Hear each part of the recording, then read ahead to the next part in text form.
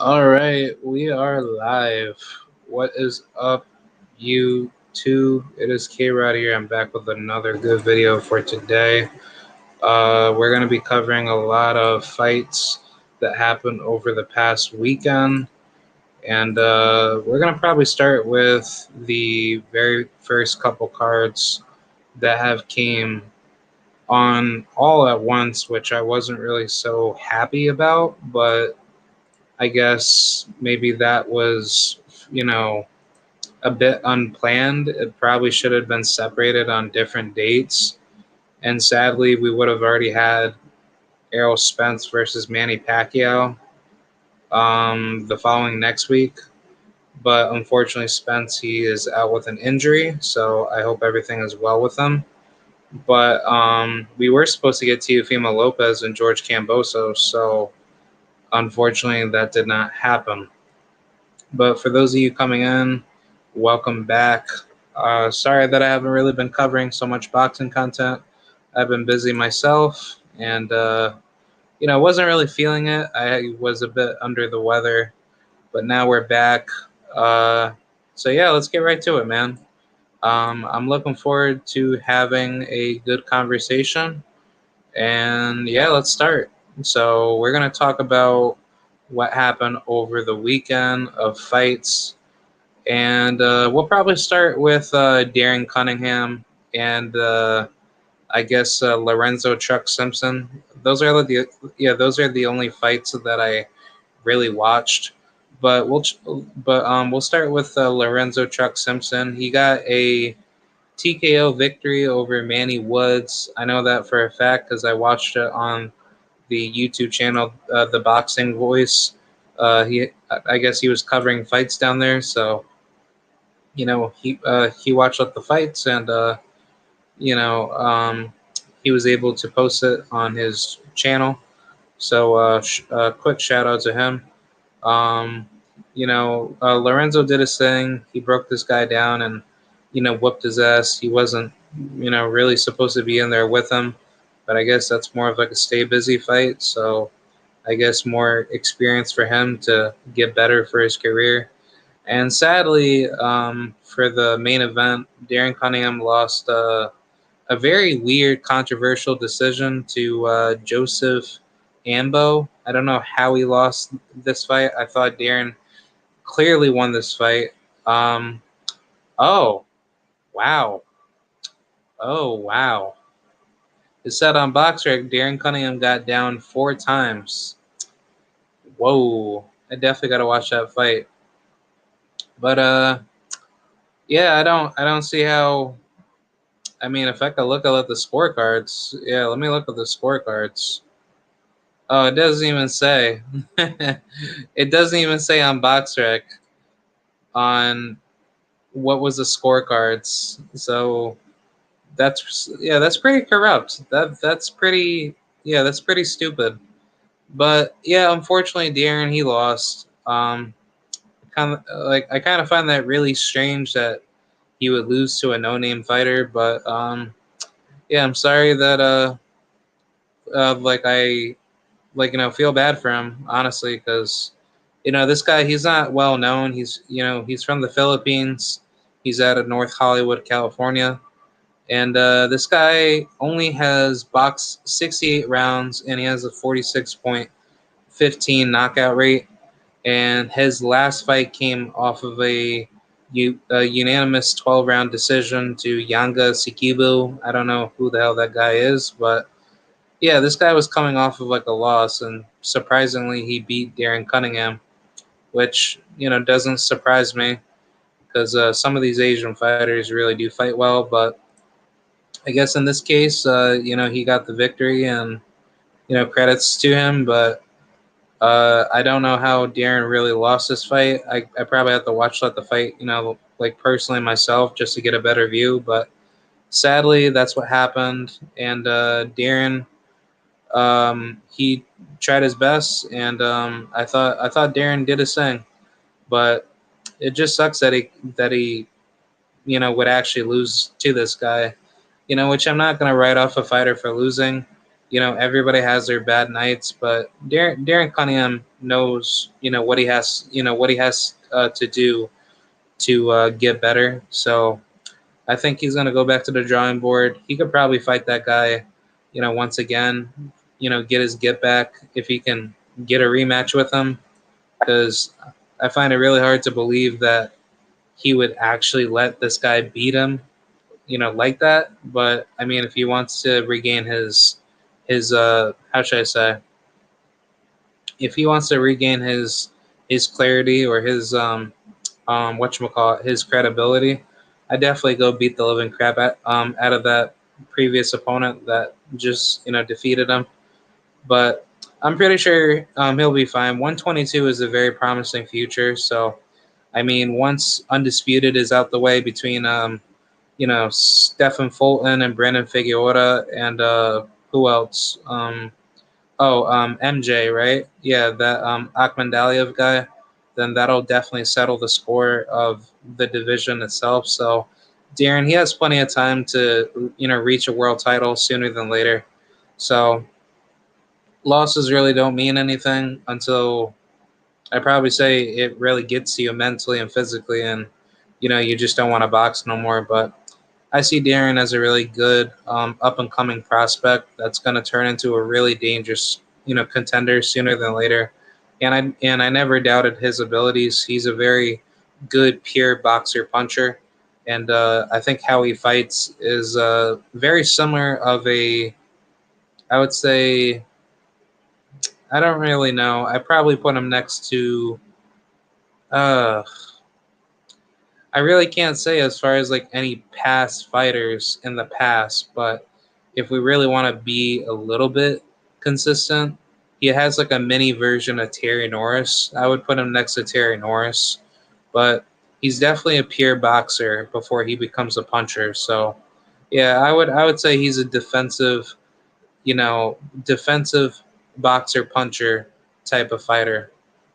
He's obviously a counter puncher that uses jabs more than pressuring fighters. So he's more of a offset type of outside counter puncher. But that's just how I see it right now for his style. His style might change, but I know he's going to get better, and I have all the support for him. But let's move on with the second card. We had Franco versus Maloney for 3. I never really, like, uh, I never really cared so much about these fights. I only really care more about the undercard, but the fights that I'm gonna talk about first is the homie Mr. Abraham El Supernova coming out of that Puerto Rico, the Dominican-born, sensation. He had a good, decent performance against a really sturdy, tough opponent in Richard Pumikpik, right? I don't know how to really pronounce his name. Sorry that I butchered it.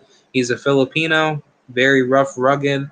Fights very, very dirty, I would say. I don't really like how he fights, but he definitely gave Abraham a tough fight. Not the best fighter in the world, but this guy, he doesn't come to lay down, and he definitely showed that against Abraham. Abraham, did admit that, that wasn't his best performance.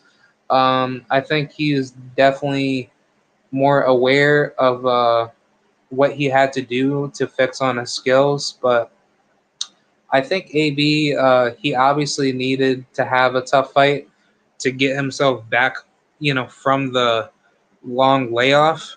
And, I am of the belief that ring rust does exist. And I wasn't really expecting so much of Abraham to like really fold late game into the fight. And I think it was just mainly due to his lack of inactivity, because he wasn't like the same fighter that I once saw from the Avery Sparrow fight.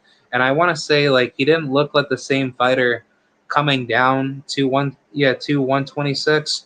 And I mean, he did admit that he's going to hire a nutritionist to make sure he's doing everything right going down in weight, because we all know that once you go down in weight, it's going to be a lot harder to try to come back up in weight, especially if you're trying to force your body to starve or try to drain yourself out just to make that weight itself. But I think how he's built, like, I feel like Abraham should only be at 126 just to get a title, and then he should just move right back up to 130, take everybody out at 130 because he obviously looks a lot better at 130. But he's, like if we're gonna be honest, he's more built to be a lightweight or a super lightweight at 140.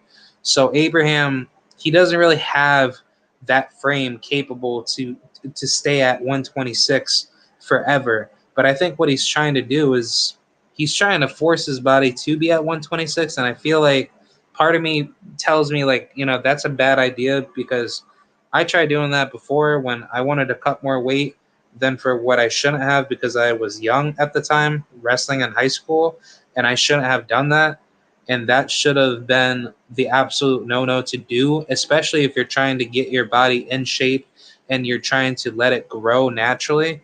But I feel like if you're trying to unnaturally force yourself to be at a particular weight, then you shouldn't be doing that. You should wait until your body finishes growing and then you cut off as much body fat and leave as least of it as possible. So that way it could be all muscle and then you stay at your walk around weight, which I feel like that's what Abraham is probably going to do right after he goes for a title at 126. Because, like this fight itself just didn't really make any sense. I kind of felt a little bit worried for him. I kind of felt like he should have been a little bit more active off his jab. But, I mean, don't get it twisted. This is his first fight since 18 months in his last fight. So I definitely blame the long layoff of being such a mega factor into the fight itself. So I think what Abraham knew coming into this fight is that this Richard guy, he wasn't going to come down to lay down. So I definitely give him a lot of credit of taking a really difficult, rough, rugged opponent. But I kind of feel like it should have been somebody that wasn't even that good, to begin with. Which I mean, don't get it twisted. I'm not saying like go pick a bum, but pick somebody that's worth a good, 8 rounder or 10 or like 10 rounder. And either way, I mean, I think it's good enough that Abraham probably took this fight because it definitely it definitely gets him back into his swing of motion to be more dedicated to what he wants to do, furthering his career. And I thought he did a good job, into the later rounds. He got hurt a couple, a couple of times in certain rounds, but he recovered, quickly, and he did what he had to do to, break down Richard and to make him less of a vulnerable threat to hurt Abraham.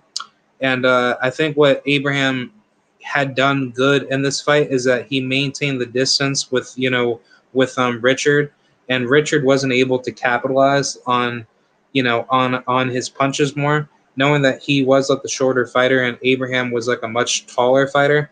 But I think either or, Abraham knew what he had to work on, and I think I personally truly believe that he'll be a lot better in his next fight, and I hope so because I personally believe he shouldn't be at 126 for that much longer. Probably go get a contender fight and then go for a world title fight, and then if he's able to go after Emmanuel Navarrete and defeat him, good for him. I credit him for that, but if that's something where he's able to do it before the time runs out to get out of 126 and go back up to 130 or go up to lightweight, I'm all for it because I just don't think it's a good idea to try to go down in weight when your body is naturally a bigger weight than for what it is. But all respect to him. I hope him and his team can work something out to make sure he's not trying to drain himself out because I just don't like this Roy Jones effect where certain fighters think that their body may feel good at a particular weight that they can cut down to, but when it comes to fight night, when you face a guy that's a natural, you know, like, like a natural fighter at that particular weight, that might not be a good idea when you're trying to train yourself to that weight, because like the way you get hit is a lot different in certain weight classes, and especially when you're let's just put it like this: when Roy Jones Jr. moved up to heavyweight, he looked good, but when he moved back down from heavyweight to like light heavyweight or super middleweight, let me just look at the box rec for Roy Jones after he beat Johnny Ruiz. Yeah, when Roy Jones defeated Johnny Ruiz, he moved all the way down from heavyweight. Yeah, he moved all the way down from whatchamacallit. Wait, where is it? Johnny Ruiz. John Ruiz, where are you? Yeah, right here. After he won the WBA title, he beat Antonio Tarver at 175. Did not look the same fighter if you go watch that fight. But then when he rematched him again, Antonio Tarver knocked him out in 2 rounds, and then ever since then he did not look like the same fighter. He got beat by Glenn Johnson, and then he got defeated once again by Antonio Tarver, and then after that, he beat Prince Ajamu, Anthony Honshaw, and Felix Tito Trinidad, lost to Joe Calzaghe, and then fought Omar Shika, don't know why, Jeff Lacey, decent opponent, decent name to say the least, and then he got knocked out by Danny Green, a guy that he shouldn't have lost to, but he knocked him out. And sadly, ever since then, he lost to Bihab, lost to Dennis, Lebedev, and then for the rest of his career, he had a couple good wins here and there, and then last fight, he won a unanimous decision. So, yeah, that's pretty much the Roy Jones effect, and I don't want to see that happen for Abraham, but I kind of feel like where he's at in his career, I think the plan for him is that he wants to go down to 126 for a little bit, get a world title, and then move up to 130 and 135, if not 140, which I think personally he'll look a lot better at 135 and 140. But wherever he goes, all respect to him. But I think either way, this fight with Richard was a bit of a risky fight. But Abraham did his thing to pull out a good victory, and can't wait to see him fight in his next outing. The next couple fights I wanted to cover was the Carlos Balderas and Fidel Cervantes fight. This is a good fight. Carlos Balderas knocked Fidel out in 2 rounds with a left hook. Did a good job. He looked a lot better compared to his last fight, which he had a long layoff to Rene Gueron, a guy that is still fighting till this day. He's a 22-year-old, I believe, super featherweight, if I'm not mistaken.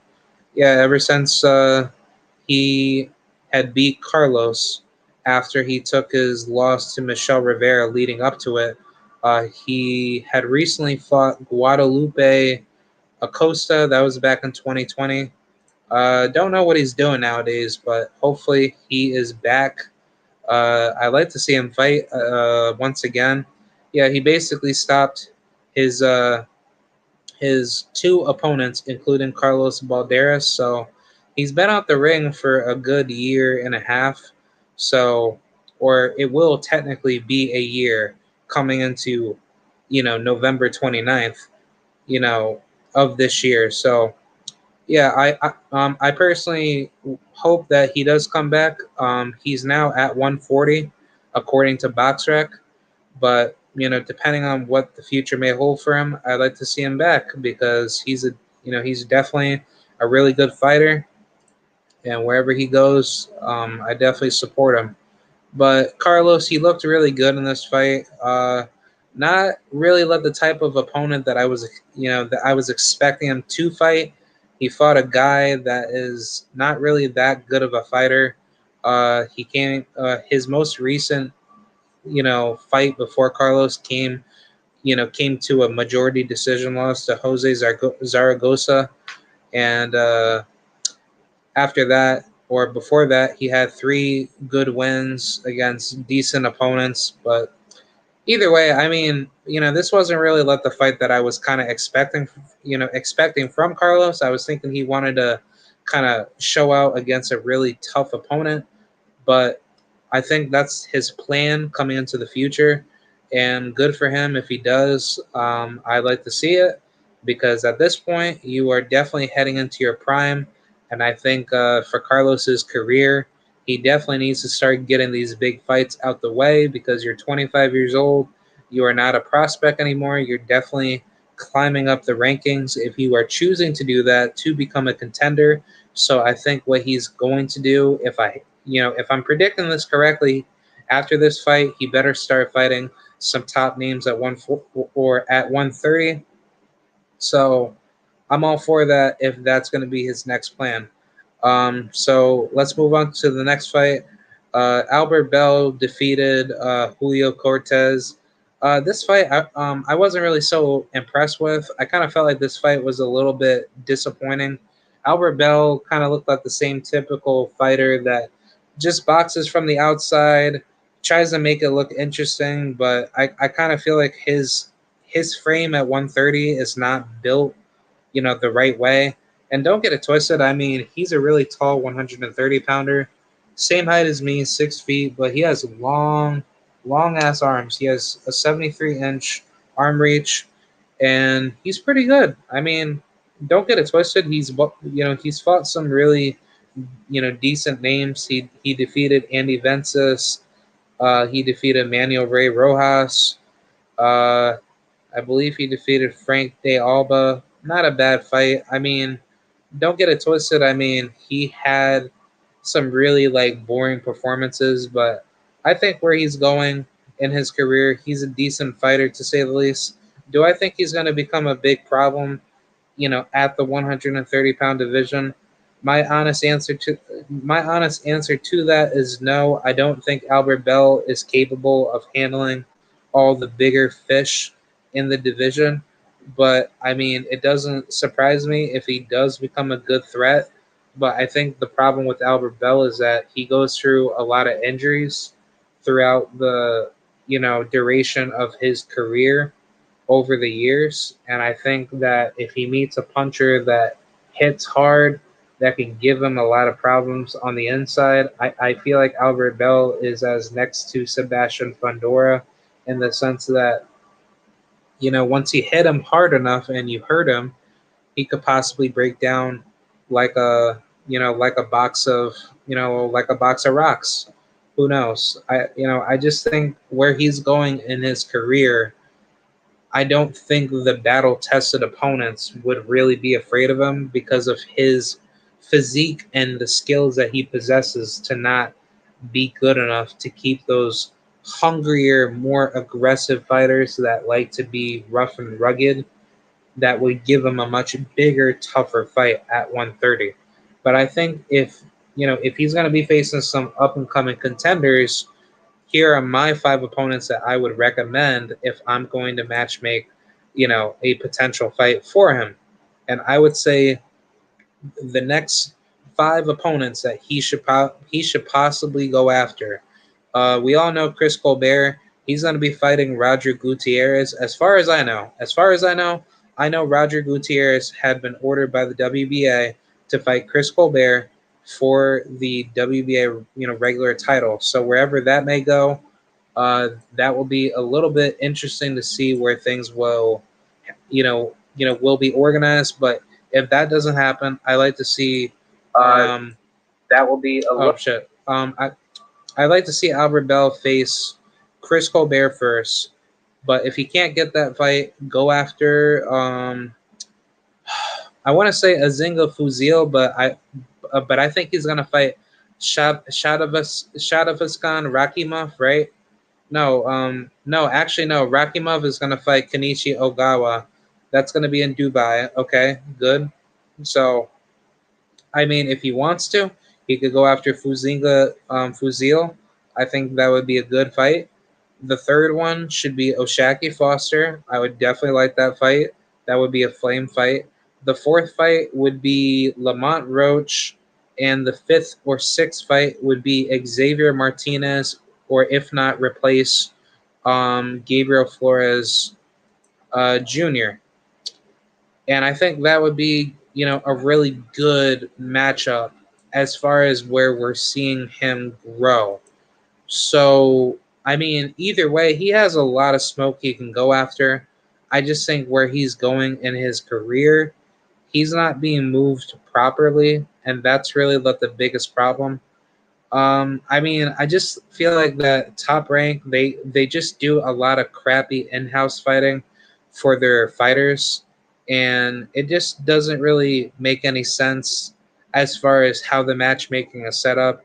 I just kind of feel like in boxing, it should be a set ranked matchmaking worldwide where if you want to make it to the top, you have to fight these top names. You just can't duck your way to the top. You have to fight all the top names in your division. And I just don't think that is ever being enforced enough in the sport of boxing, which it should be, because it should not just be a walk in the park to the top. Once you make it to the top, you have to be fighting all the top names to make it to the top. That's just me, though. But I just think where things are going in the career of Mr. Albert Bell, he needs to start stepping up competition. And I'm sure that, that the sanctioning bodies that he's ranked under, he has to fight those top guys. But it's like if he's just waiting for a certain name to be knocked off and then that way he could just fight the next guy that is getting better, if not probably going to be vulnerable for his style to be exposed by Albert or for Albert to be exposed by that guy, then I don't think that's a good idea. I think Albert needs to rethink those, decisions, and he'll definitely be on his way to bigger and better things. But that's just me though. Either way, I mean, I do congratulate him for getting the unanimous decision. So good for him. So let's move on with the last couple fights, and then I'm going to move on to the next fight card. I'm not going to talk about Franco and Maloney. For those of you that probably don't know, Franco beat Maloney in the third fight, so I'm not gonna cover that. I'll cover Andres Cortez and Jason Maloney defeating Joshua Greer. Andres Cortez got a KO victory over a Filipino fighter. Good fight, enjoyed it. He did good.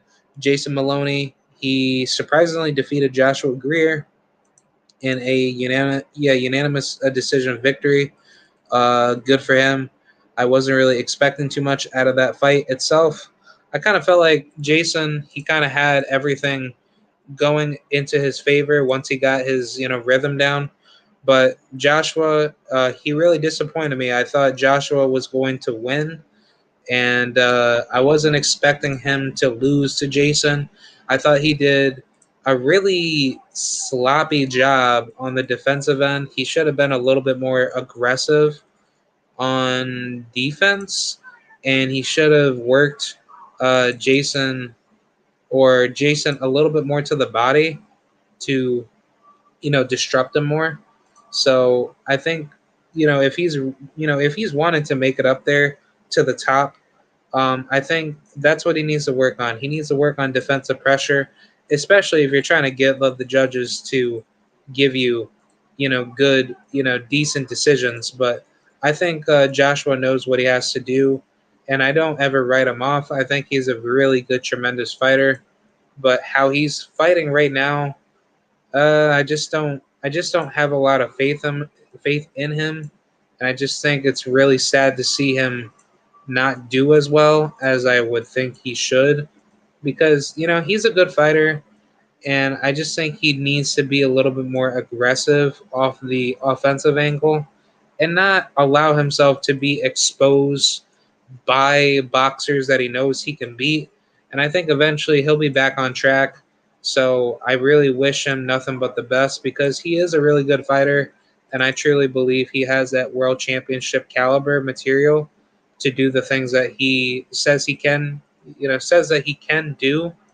I definitely give him a lot of respect if he does because, he's a good fighter and I like to see him back because just because you lose doesn't mean your career's over. I mean, Joshua is 27 years old, so he has a long way to go, and I don't see him out in the woods yet, unless he just looks absolutely crappy and then his morality is just gone, where he just chooses not to fight anymore. But I don't see that happening for him. He's a good fighter, by nature, and he has all the tools, in the toolbox to win. So, yeah, let's move on without the last couple fights. We're gonna talk about Mr. Legendary, awesome Nico Ali Walsh, the grandson of Muhammad Ali, getting a massive KO victory over um, Jordan Weeks. I thought this was a very historical night. I give Nico all the props in the world for defeating a guy in Jordan Weeks. I mean, Jordan Weeks is not really a good fighter, but still, it was still a good, fun fight to watch. I just like seeing Muhammad Ali's grandson fight. I hope to see him fight again because I kind of feel like he has that drive, like his grandfather, to be great. But if he focuses on his mistakes and he gets better to make those, heavy improvements every time he comes back out to fight, then all respect to him because Muhammad Ali definitely has a good family stable. And I just think where Nico is inspired from, he definitely has a really good stable behind him. I don't trust the Kronk gym. I don't think that should be his final go to camp to be with. Not just for me to say that I don't trust them because of Tyson Fury being associated with them, but I just think where Nico's career should be moved, it should be moved the right, correct way, and he should have with the right people in his stable to make sure he's not going to get screwed over, by the people that try to feed him to the wrong people or him possibly getting corrupted through some form of boxing corruption. But I think Nico, he's in a good spot. Hopefully, he could have a better opportunity in the future, and I give him nothing but a lot of respect because he's a good fighter. He just needs to work on his, his technicality, and I think eventually he's going to have everything in the bag to become a world champion. And I mean, if he could get that world title, hey, that's as good as I can look at him as one of like the all-time, redemption greats to re-emulate what his grandfather could have done or what his grandfather had done. So, much respect to Nico. He did his thing. Lastly, we had Arnold Barbosa Jr. get a good, he got a good, unanimous decision victory over former opponent of Devin Haney, Mr. Antonio Moran. This is a good fight. I thought Antonio Moran, he definitely did his thing in this fight. Sadly, Moran lost. I was thinking this is going to be a very, really, really close fight. I'm pretty sure it was, but Arnold Barbosa did what he had to do. He gave Moran all the problems in the world to defeat him, and it was a good fight. I'm not gonna lie. Moran, he is a good fighter. Don't get it twisted. He knows how to fight. He is not a bum. It's just that I guess styles make fights, and Arnold's style came out to show out that night, and he did his thing. So much respect to Arnold for getting the victory. I'm sure Antonio Moran, he has all the tools to win at the highest level, and I don't ever doubt him because he's a really good fighter. Don't doubt him. He knows how to fight, and I'm pretty sure Mr. Antonio will be back like every fighter should be because it's not the end of the world that you lose. It's just how you come back up from losing. And with his mental state of mind, I don't ever see Antonio being out of the woods. He has all the framework to become a world champion if he chooses to be dedicated. So hopefully we get to see him back. And I like to see him progress more because he's a good fighter in my honest eyes. But yeah, let's move on with the next fight card. We have or actually, yeah, we'll talk about Alicia Baumgardner. There's only like a couple fights that I wanted, to cover. We'll probably talk about Oh shit, we'll probably talk about Mr. Yeah, Giovanni Estella versus Brian Costello. That was a good fight. That fight was at 154. He's a Puerto Rican kid. I don't know whereabouts he's from. I think he's from Florida, if I'm not mistaken. Yeah, he's from Orlando. He's a good fighter. 6 feet, 154 pounds. He's pretty much the Puerto Rican version of Jose Valenzuela. I don't know. I kind of feel like him and Jose have like a little bit of similarity. This kid, he hits hard. He has a really good framework of how to be or how to stay busy on the inside, and I like his work rate in the ring. He doesn't really give you any time to think. He really knows how to, you know, you know, uh, connect well with his combinations. He has a bit of, you know, how should I say? He has a bit of good ring IQ. It's definitely developmental, knowing that he is very young. I think he's like, what, like 22, 21. I mean, he's a really good fighter in my eyes, per se. I was kind of shocked that, he actually fought on this card. I'm actually kind of shocked he's not even talked about as much on, on other platforms itself. But I actually liked watching him fight. His skills made me very, interested in his, craftsmanship of how to cut off the ring, how to be very active off his jab. And, I just like his pressure. I like how he fights. He's not like a person coming to lay down. He's a really aggressive defensive counterpuncher.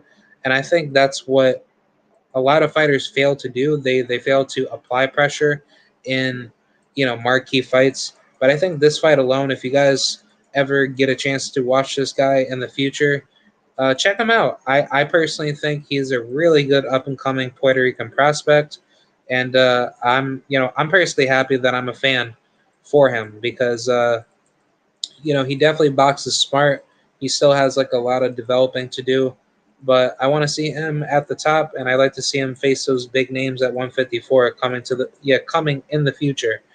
But either way, that fight was really fun to watch. The other fights that I wanted to cover was Anthony Velasquez knocking out Eduardo Flores. That was a good knockout. He did his thing. I like to see him fight some bigger names at 147. I like to see him fight Vito Malnecki. I think Vito needs to get taught a lesson of facing some top level names at 147. So I think Anthony and Vito should go at it. I would definitely pay to see that fight. He's a good fighter, and I think it is good to see these young, hungry prospects rise, at the top. And I like to see Anthony do his thing because he is nobody to play with. He is not coming to lay down. He's coming to come to your face forward and pressure you all night long. So that fight alone was really interesting to watch, and I actually had a lot of fun watching it. Um, Only reason why I really talk so highly of him is because I saw him on a PBC fight card, and he did really good in the fight itself. And he did he didn't come to lay down for his opponent. He came to fight, and I just like how much pride that he brings to his ring IQ. I think as far as boxing ability goes, he definitely has the potential to box well. It's just how much is he willing to do the things that he wants to do in the ring, and how much focus does he put into his pressure to make himself a better fighter. And I think when Anthony does focus on that, that's when he has like all the tools in the toolbox to win. But I definitely give him all the props in the world when he like when he's focused in a fight. So I give him a lot of props for being a focused fighter, and I like to see him face all the top prospects at 147. Like I said, if he could get a Vito Manecki fight, go for it. Or if he could fight a James Martin or Brian Norman Jr. if he's at welterweight. There's a lot of smoke at welterweight. I like to see it. So let's get it on and let's get this party started. So yeah, let's move on with the last fight, the main event. Miss Awesome, Beautiful Alicia Baumgardner versus Vanessa Bradford. This is an absolute beatdown. Vanessa, she got styled on, but Alicia, she definitely had a really awesome night. I thought she did really good in this fight. I kind of felt like she could have done a little bit more by trying to pressure Vanessa on the inside, but Vanessa, she's not a lady to lay down. She definitely gave Alicia a good, stay busy type of fight. But I think the fight itself could have been over a lot sooner if Alicia had been a lot more active with her jab to the body. But either way, she did her thing. I definitely give her a lot of respect. She definitely had a lot of redemption in this fight, and she had a lot to prove. And I definitely respect her because she is a really, really good fighter. I think what she is proving to the 130-pound division is that she's nobody to play with. She is a really, really amazing fighter herself. And I think a lot of people need to stop sleeping on her because she is a really good fighter, man. She's nobody to mess around with on the, particular side of you know, writing her off per se. But that's pretty much it. What I have to say about that fight card. It was premiered on the Undisputed Promotions live stream.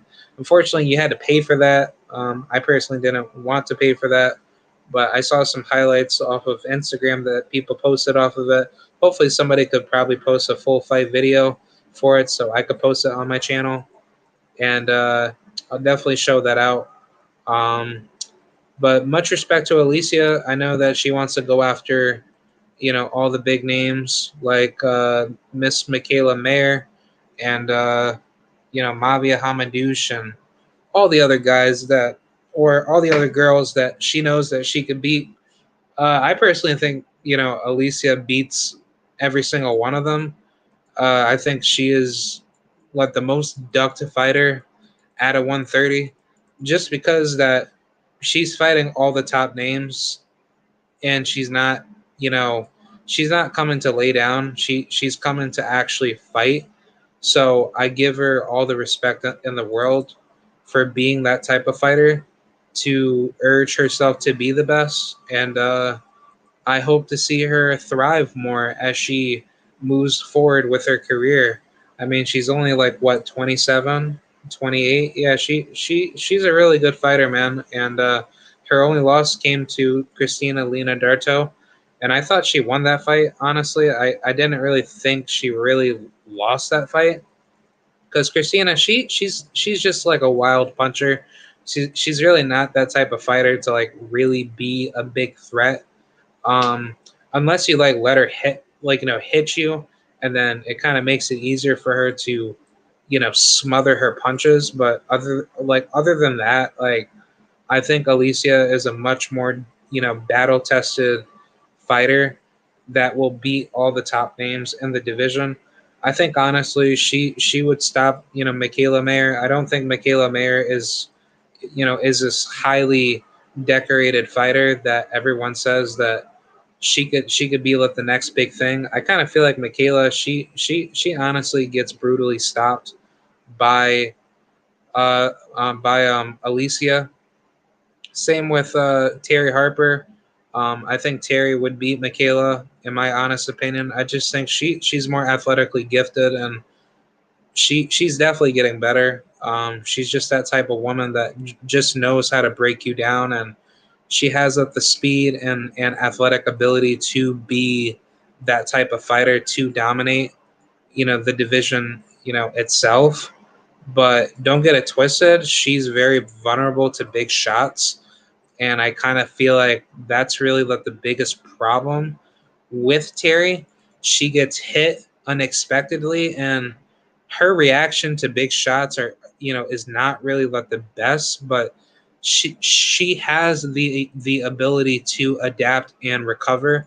similar to Alicia, but Alicia, she's a lot more durable to all the bigger shots. So it's not like she really gets hurt, and she has really good defense too. So it's like Alicia, she's a very technically sound fighter, very boxer puncher oriented. She does not come to lay down. She's a really really good fighter, and I think she's going to become a world titleist in no time. I just think how she's built and how she fights, she just knows how to win, and she makes all the adjustments in the world to win. So I give her nothing but respect and credibility because she's a really strong woman. She has that dog in her where she doesn't, come to lay down. She comes to, beat you up. So, it's going to be interesting to see where she's going to go from here on out because I kind of feel like she's being avoided badly, similar to Amanda Serrano in a way. And I think where things are going in that retrospect, it's not going to be looking good for the women that are going to keep avoiding her because you're just going to allow her to get better. And I think that's a really, really bad idea, especially when you're facing top tier competition or you're urging yourself to fight the best, knowing that the best competition that you're facing that are not even world title contenders, but to say the least, those people are giving you the better end experience for you to be at the top and dominate everybody at the top. And I think Alicia, she's on her way, and much love and respect her because she's a really good, dedicated woman. She trains with Tony Harrison and his brother, right, out in Detroit. So she's a good fighter. I don't ever discredit her. I think she's an amazing lady, and she just knows how to fight, man. She's just so good, and she's a lovely woman. So she does everything in her power to win, and I give her nothing but props because she is a live veteran that knows what she's doing, and every fight that she gets into, she just naturally gets better. But much love and respect to the queen, Alicia Baumgardner. She is a dog. She is awesome, and you guys got to check her out, man. She definitely knows how to fight. She knows how to give people trouble. So yeah, that's pretty much what I have for that particular fight card. Let's move on to the last and final finale. Mr. John Rayo Casimero and Guillermo Rigondeaux. We'll only cover a couple fights out of this. I really wasn't so surprised with what the results. Brandon Lee knocked out that Argentinian guy Esquiel Fernandez. That was a really simple fight that shouldn't even have been matched up. I kind of felt like Brandon should have, fought somebody of like a higher caliber. But either way, good for him. He did his thing, knocked him out clean and cold. Same thing with Rasheed Warren versus Damian Velasquez. Not the type of fight that I was expecting him to be in. Knocked him out clean and cold. Good for him. Uh, the last two fights would be Manny and John versus Rigo. That fight itself. Well, let's talk about the Manny fight. I thought Manny did not look good, especially getting headbutted by Gary Antonio Russell. I thought that fight itself was a little bit, risky, and I kind of thought, Manny was extremely hurt in that fight, and I was kind of feeling bad for him. I hope he's okay. I believe he got a broken nose from the headbutt, uh, and a really bad cut. I know that for a fact, but uh, honestly, that fight itself, was not really like the type of fight I was expecting, and it was pretty sad because I was kind of expecting like a better fight that was going to go the distance, but unfortunately, Gary Antonio Russell, he did his thing with trying to make the fight competitive until the headbutt started, and I really thought this fight was going to go, the whole 12 rounds, but unfortunately, it got ruled a no decision. So hopefully, this could be a rematch in the future. I like to see it because Manny, he's a good fighter, and I don't doubt him, especially after he got robbed by He got robbed by Raymar Gaballo. So I like to see, something a little bit better coming into the future for him. And I think same thing with Gary Russell because Gary's brothers are really good fighters. I don't ever think past them. I think they have all the tools in the toolbox to be amazing world champions. I think Mr. Gary Russell, the father himself, knows his sons have all the skills in the world to dominate their respected divisions. And I just think where things are headed in the right direction, Gary Russell's family is definitely a really really decorated family altogether. Same thing with or same thing with Manny. I think Manny's a good fighter as well.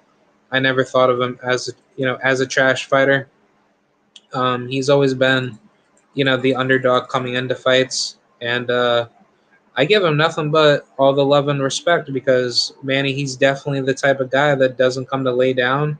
He tries to do the best he can, but unfortunately, he gets into these really tough fights where it's a 50-50 matchup, and that's what I like out of him because he doesn't duck any competition. So if Manny chooses to go that route to rematch with Gary, I'd like to see that because Gary is he's an amazing competitor, but Manny, he's also a good competitor as well.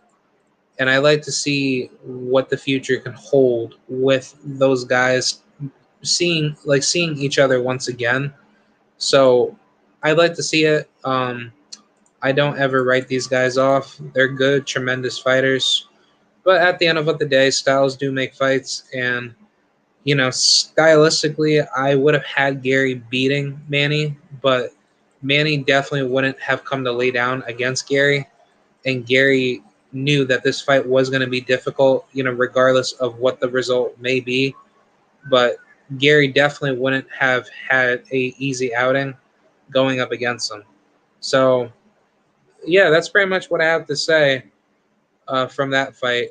Obviously, we had the John Rail Casimiero and Rigondeaux fight. I thought that fight itself was a bit of a robbery, just because Rigondeaux, he displayed beautiful boxing skills, but I guess from the fans' perspective or from the casual and hardcore boxing fans' perspective, they were saying that Rigondeaux should have done more to be active off his jab and try to hurt John Rail Casimiro more to the body.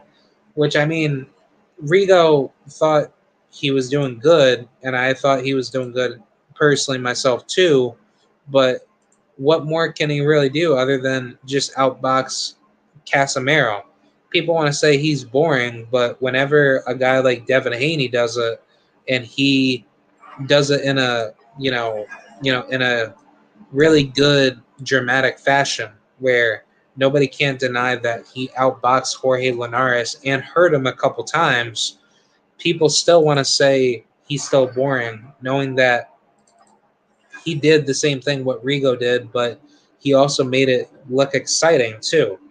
But when Rigo does what he's supposed to do, which is hit and not get hit fundamentally, it's like that's considered a boring match. And I kind of feel like that's just disrespectful to boxers like him because it's like, the Cuban school of boxing is good for the amateur level, but don't get it twisted. At the pro level, Cubans are not good. Like a lot of Cubans don't adjust well to the pro style. Not to say not to say Cubans are crappy pros. They can fight. There are Cuban world champions such as Ugas that will be fighting Manny Pacquiao next weekend, and David Morrell and Rigo, who was a former world champion, and who else is there? Uh, I think that's about it. But I mean, Cubans are good fighters. There's no doubt about it. I just think how they're being implemented from the amateur to the pro level, they're obviously being politically restricted by their own governing authority that is violently keeping them, captured in Cuba. So that's really the biggest issue that I personally have, and a lot of people should have against those type of fighters itself, because it's not like Cubans are bad fighters. It's just that they're not really exposed to the multiple styles that are given worldwide at a pro level. So I'm sure when they're starting out, they're probably defecting to maybe America or Mexico, to say the least, because Cubans can't fight pro in their own country. So the Cuban people don't have that much accessibility to become a pro boxer, and sadly, that's really terrible because Cubans should be able to fight just as much as anybody else. But that's why the state is evil in that manner. But let's just talk about the fight itself. I thought Rigo won the fight. I thought he did a really fantastic job using his jab, using a lot of pullback counters, forcing Casimiero to miss a lot, force him to his back foot where he could not hit Rigo. He obviously got destroyed, especially from the outside. I kind of felt like Casimiero was being a little bit too dirty to Rigo. He obviously did a lot of excessive rabbit punching. For those of you that haven't seen the fight, it was really disgusting, and I thought Casemiro should have been banned, or he should have been disqualified for using rapid punching, especially for what he was doing to Rigo. Rigo was simply outboxing him while everybody was kind of just cheering that on to say Casemiro, oh, he whooped, Rigondeaux, blah, blah, blah. He deserved that victory. When clearly, for us real boxing fans, we know who really won that fight. Well, to me at least, Rigondeaux won that fight. And it was really disappointing because it's not like Rigondeaux is a crappy fighter. It just was that he got disrespected by the judges, and the judges obviously want to see a more entertaining fight where the fans say ooh and ah, but they don't actually respect the sport of boxing to the point where we as boxing fans demand a good fight, which everybody wants to see a good fight. But the problem is that us boxing fans are so mentally gullible and mentally retarded to just think that everything just needs to be a knockout. And that's simply not true, because knockouts are not everything in the sport of boxing. It's all about the fundamentals of the sport. And that's why these judges are so politically racist and corrupt, as we see it in almost every single boxing fight.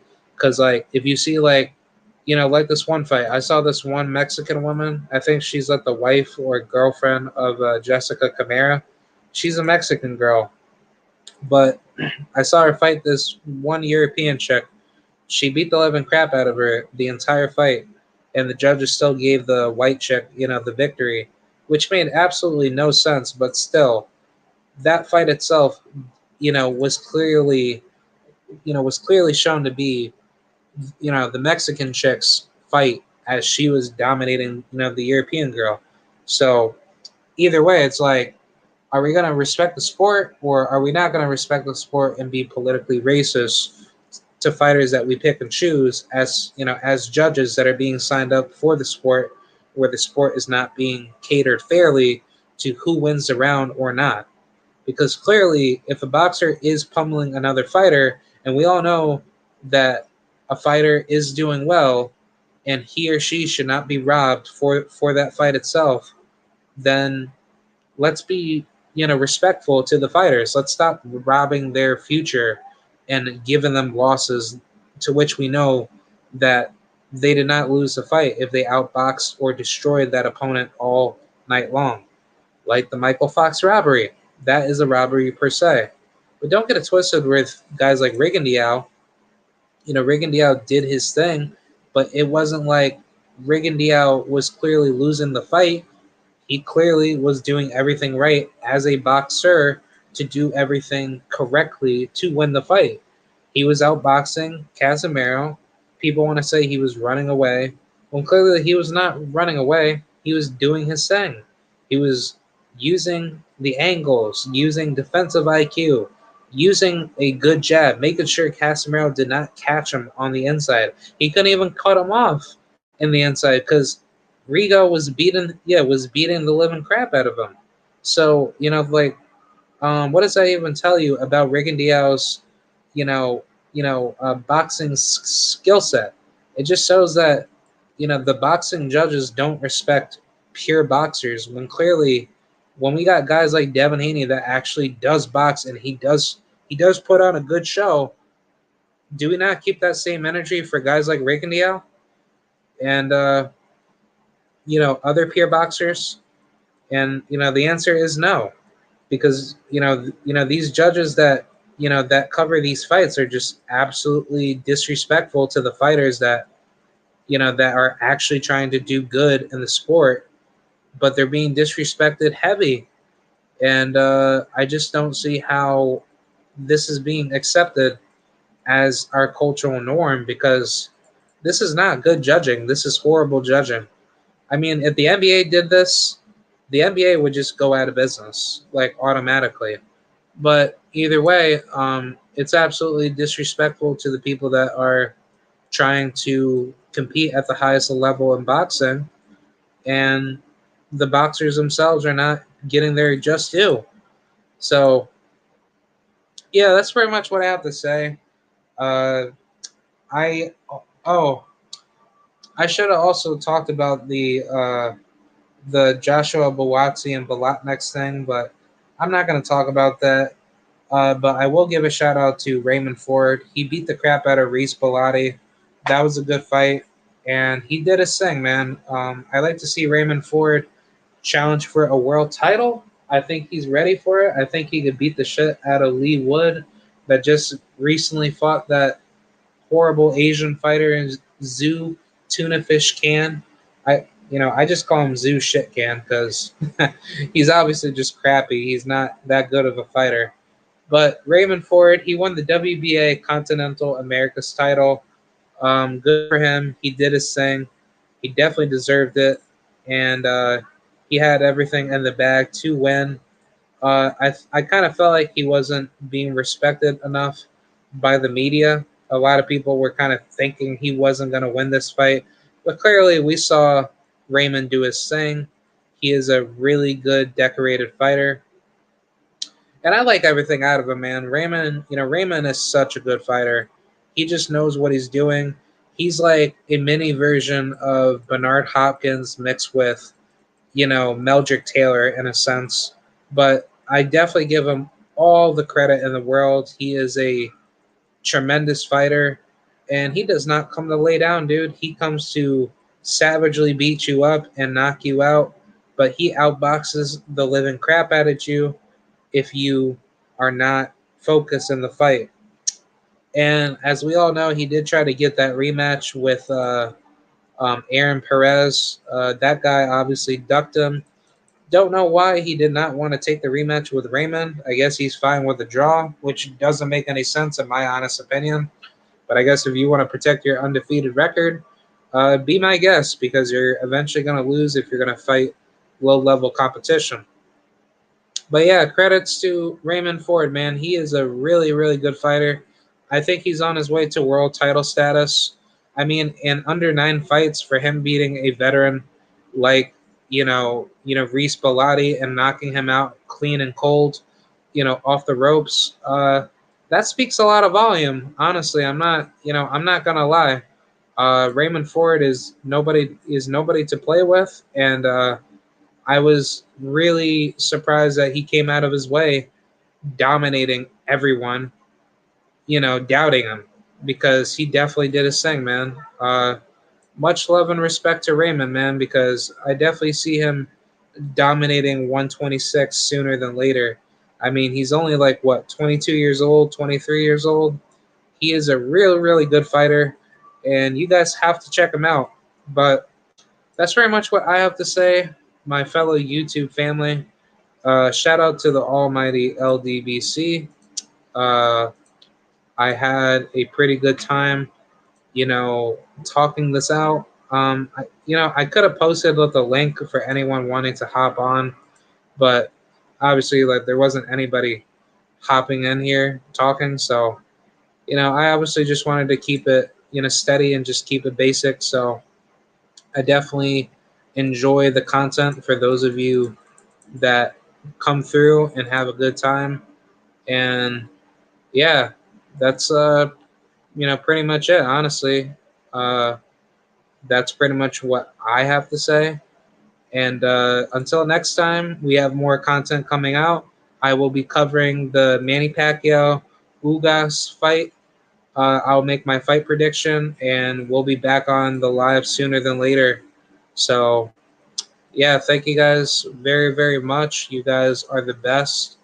And yeah, until we meet again, my fellow, you know, my fellow members. So, yeah, that's pretty much what I have to say, guys. Thank you guys for watching. Be sure to come right through back again. I was supposed to have Kevin Newman on yesterday, coming onto the show, but I guess he had some personal stuff going on. Hopefully, we can collaborate soon on the channel. But I also have tried to reach out to Mr. Shenard Bunch and Mr. Dennis Douglin. Hopefully, we can chop it up. Those guys are definitely hot futures of boxing, and I like to see what is next for their futures because we know that Dennis Douglin, he's fighting soon, so that'll be interesting to see where the future may hold.